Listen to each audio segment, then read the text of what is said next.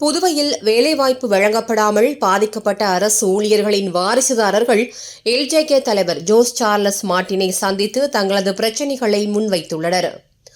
பொதுப்பணித்துறையில் பணியின் போது உயிரிழந்த அரசு ஊழியர்களின் வாரிசுதாரர்களுக்கு கருணை அடிப்படையில் வழங்கப்பட வேண்டிய வேலைவாய்ப்பு மற்றும் இடஒதுக்கீட்டு விதிமுறைகள் பின்பற்றப்படவில்லை என்ற குற்றச்சாட்டு எழுந்துள்ளது.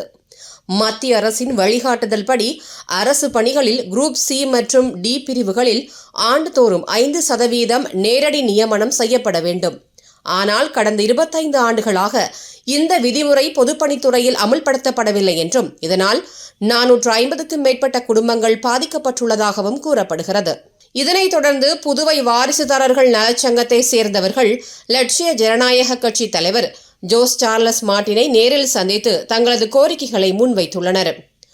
அவர்களின் கோரிக்கையை அரசின் கவனத்திற்கு கொண்டு செல்லவும் தேவையான சட்ட நடவடிக்கைகள் மற்றும் போராட்டங்களை முன்னெடுக்கவும் உறுதுணையாக இருப்பதாக எல்ஜேகே தலைவர் ஜோஸ் சார்லஸ் மார்ட்டின் உறுதியளித்துள்ளார்.